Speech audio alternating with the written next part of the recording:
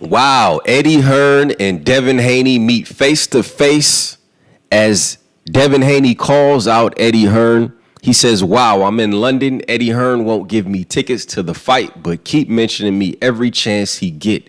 Eddie, the fakest ninja I ever met, bro."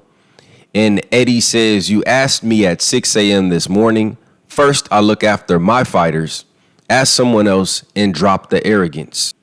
Many of you may have forgotten Eddie Hearn's roots and how Barry Hearn, his father, began at Matchroom Sport, and he said this: "Matchroom Sport has a fight-by-fight arrangement with Dillian White. Isn't that weird? He's not tied up like the slave contractor of yesteryear. When I was running boxing, it was much easier.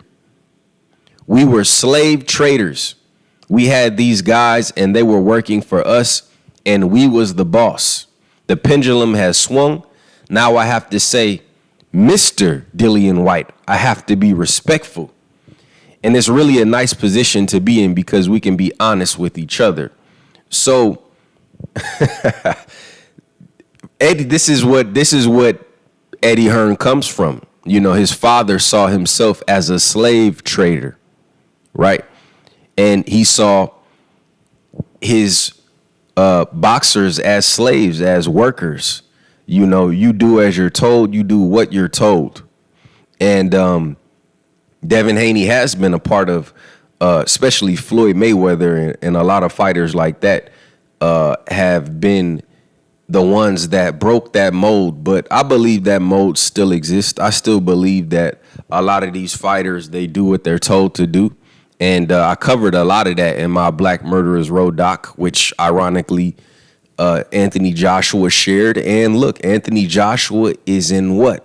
A lifetime deal with Eddie Hearn. As long as he boxes, as long as he tries to get any money off of his boxing career, Eddie Hearn will have a pay cut in it. And so what's really the difference? I don't think Eddie owes Devin Haney any tickets, right? He doesn't owe Devin any tickets. Their business relationship was fight to fight to fight. That's what Devin wanted, right? And so I do believe Devin should pay his way. Should he reach out to Eddie and say, "Hey, what's going on? I'm pulling up," because of their relationship and they made so much money together? I don't see any harm in that. I believe most of these fighters do that, or you know, they'll be reached out to. So it was really nothing, right? And maybe the timing wasn't good, but that's the reality. You know, that is the reality, is that promoters, they will use you up until they done with you. You know, look at how Eddie's fighters are doing when they go up against Frank Warren, or, you know, when Wilder gets with Eddie, Joshua with Eddie, Devin with Eddie. Now you got Eddie, he got Boots. He puts Boots against, I forgot the dude he fought. He fought the dude Crawford fought before. David Evanesian. Then he bring him back against Karen, but he puts Bam on the card. So, you know, I don't know, man. I think Eddie is a good promoter. He looks the part. He talks the part. But how is he different? You know, are you saying he's a snake? Well, which one of these guys is not? Which one of these boxing promoters is unlike the others, right? With the exception of maybe Al Heyman, people would say that he look out for his fighters. But I'm not really surprised. Again, I'm going to read what Eddie Hearn's father said. I believe this was 2019. And remember that Eddie Hearn is now the CEO of Matchroom Boxing. But here's what his father said. "Matchroom Sport has a fight-by-fight arrangement with Dillian White. Isn't that weird?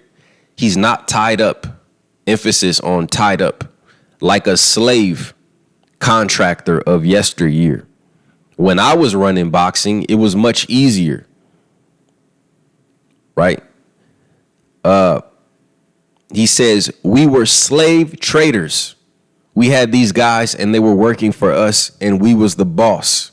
The pendulum has swung now. I have to say, Mr. Dillian White, I have to be respectful." So think about it.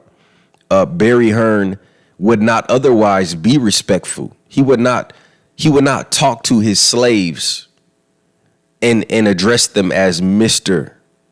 He would not treat them with respect. He would not treat them as if they were of value or they were on his level, right? But now the pendulum has swung. We're in a new day, right? So that's what you have, or do you have? Is there really any difference, or is it more subtle, or is it not so much in your face, right? So, yeah, Eddie name drops all of these fighters, right, to help him sell his fights. So I get where Devin's coming from. He's like, okay, well, if you don't want nothing to do with me, why are you constantly talking about me, right? But again, when you look at Eddie's brightest stars and biggest fighters, who do you think of? You think of Anthony Joshua. He could not secure Canelo. Right now, let's put it like this. If Canelo did the same thing at the same time at 6 o'clock in the morning, do you think Eddie would find time or find tickets for Canelo? You absolutely right. And guess what? Canelo is not Eddie's fighter. But again, he values Canelo more than Devin, you see? And so on and so forth. I truly don't believe he cares about Joshua that much. But again, Joshua looks the part. He talks the part. He gets everybody behind him no matter how he performs. So, you just keep going to the well until the well is dry. But again, I had that raised eyebrow when Joshua signed to Eddie Hearn for life. And people call that what? A slave contract. And then you see Joshua again, it's 90-some thousand people there. Joshua loses to Dubois, and guess what? He didn't even seem too upset. He seemed good, you know what I'm saying? And I don't really know. I don't see Joshua getting any better. So to me, it only gets worse for him, because then where does he go? Does he fight better comp or worse comp? Right? If he fights better comp, he probably gonna get beat. So let me know what y'all thought about this. Again, this is why, Devin, this is exactly why you walk the path you walk, bro. This is why. Because I'm sorry, bro. You should, it's nothing wrong with asking, but I wouldn't have went public with this and call Eddie out, just because that's why you are moving independent, bro. Would you rather be under Eddie and him give you tickets to this fight? But then guess what? Now you don't have that free independence to do what you want to do in your next moves, right? So it all come with a cost, right? If Eddie could say, Devin's my fighter, then what?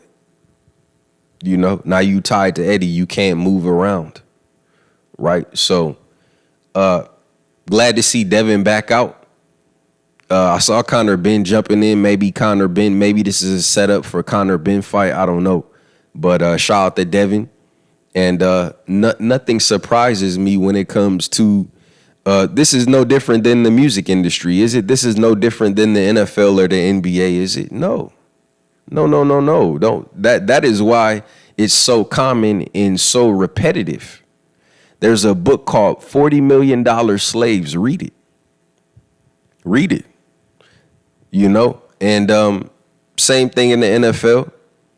A lot of these owners, they don't want to hear no back talk. I'll pay you what I think you're worth.